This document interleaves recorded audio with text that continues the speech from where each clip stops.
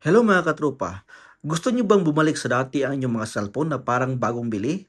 O di kaya naglalag na ang inyong mga cellphone? Or nagpo-force stop? Ang mga application hindi na ma-open?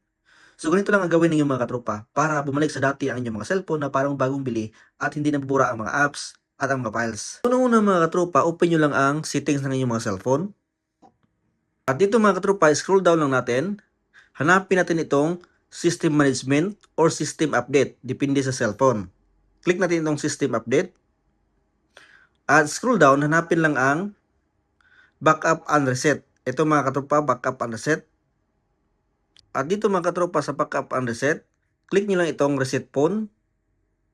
So paalala lang mga katropa, kung hindi kayo sigurado sa inyong ginagawa, ay pwede kayong magpatulong sa inyong mga kilala na may alam. So dito mga katropa, ang i-click natin ay itong Reset All Settings. Okay? Click nyo lang at i-enter ang inyong screen password. Okay? So kung may screen password, i-enter nyo lang or screen lock or fingerprint para bumalik sa dati ang inyong mga cellphone at mawala na ang lag, hang at hindi na magpo-force stop ang inyong mga application. Para na rin bagong bili ang inyong cellphone na hindi nabubura ang mga files, apps at mga pictures.